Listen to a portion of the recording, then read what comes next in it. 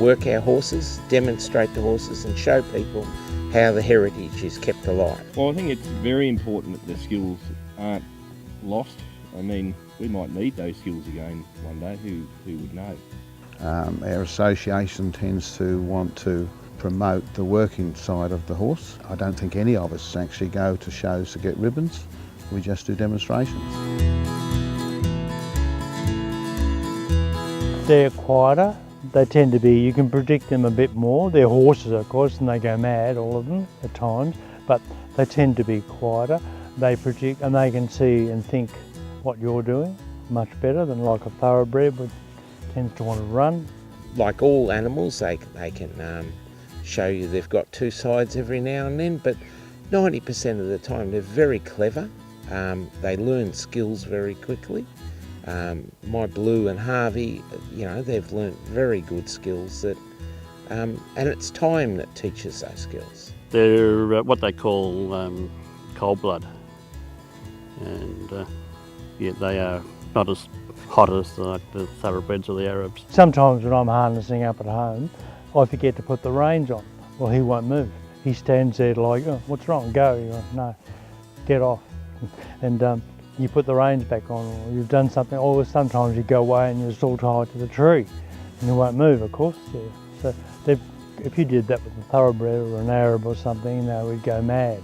That quiet nature, that just assists you with what you're trying to do, I suppose, because you can't have a horse that makes quick decisions and moves quickly, because you can end up in trouble very quickly.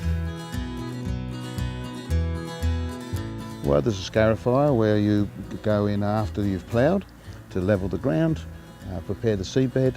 Today I'm going to use the single furrow plough, and a lot of people, when they look at it, say that's easy. And when you have a go, you realise it's a lot harder than it is. And you've got to do 5 things at once. You've got to keep the plough in, you've got to drive the horses, you've got to keep the plough straight, you've got to do a whole lot of skills. But it's learning those skills. And I believe their role is teaching to multi-skill. A lot of people can't do that nowadays. The hay grab was a thing that they had years ago, where they were able to build a haystack and they use a horse as part of it. If you film it, you'll see where the grab picks up the hay, swings around, and we drop it onto a haystack, and then they made the sack higher. The ploughing, well, that was just to prepare ground to plant a crop.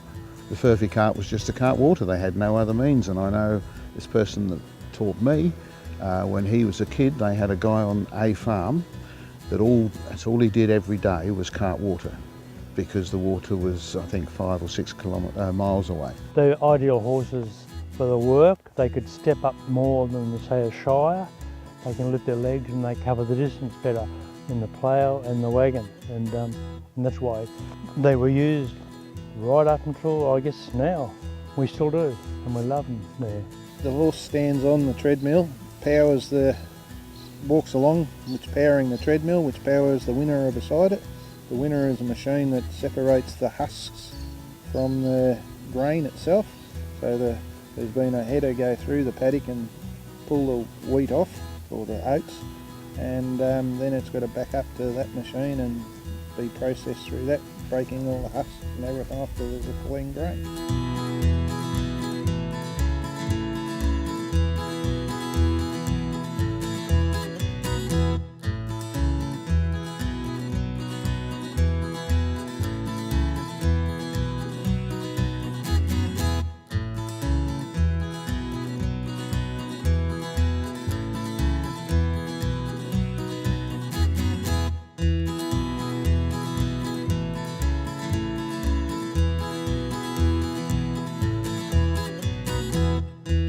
What we try and do is set the trucks up so that the horses travel as comfortable as they can.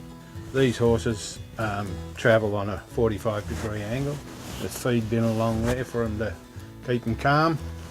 We try and hang all the harness up so that if I want that particular horse, all the gear for that horse is on that hook. All the gear for this horse is on that hook. Stow all the coats and stuff up out of the way so they're not around the horse's feet and that sort of thing. Once we get to a show like this, we got a bit of junk around. It's usually stowed away when we're travelling. Put rubber on the floor and up the walls and that for their comfort. In here we've got like living quarters. It's sort of set up like a home away from home. Got the sink, the fridge, the bench, all the stuff, the double bed up here, lighting, the side entry door if we need to get in and out. You hop in your truck, load your horses and away you go, and should have everything you need. But sometimes we forget things. This little collar here is for little Duke. Duke is 4.5. This is only his 6th time out for a visit. And he's learning very quickly. We have to check the inside and make sure there's no prickly bits, lumps.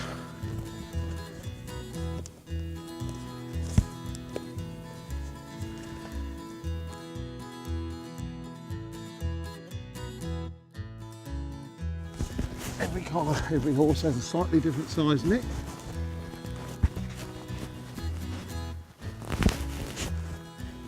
And I never put the winkers on. I always put the winkers on last because I reckon that way that the horse sees what I'm doing and he gets used to it.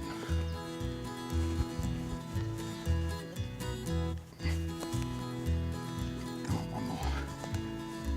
That's it. Because he's got another 3.5 years of growing, this young fella. What sort of age are they when they're fully grown? Well, he's at 8, and I swear he finished growing last spring. So he grew. So this fella here's probably got another 3.5 years of growing. Now I'm using what's called a spider. Lots of people use just back bands, but I like these because they keep them up off there. Keep the chains up from around their legs when you're working them. And then put the hames on. And because I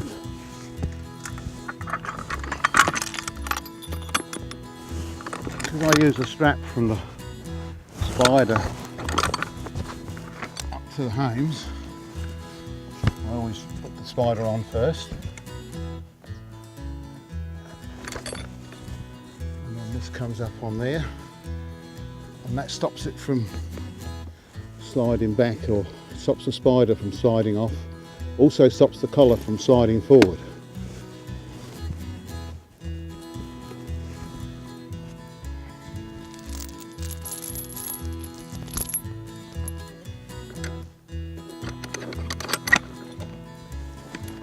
Then we just clear out the mane, most of it, so it doesn't put undue pressure on his collar. Give this a yerk. And then the crupper goes on, stop it from sliding all over the place.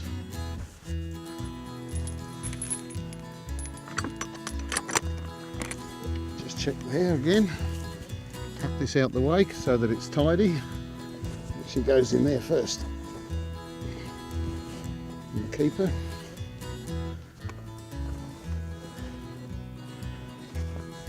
Keeps it tidy. This one I hook up out the way.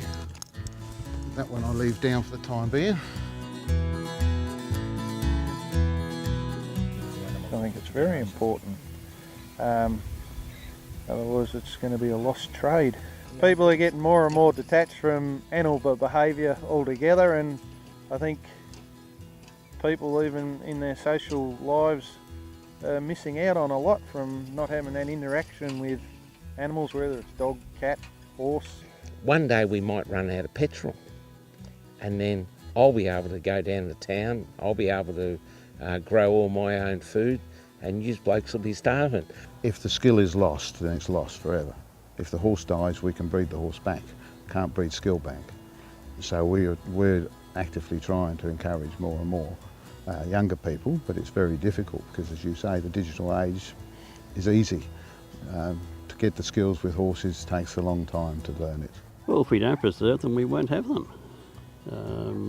And all these sort of functions, I run around with the camera and recording different things with the things that people won't see in future.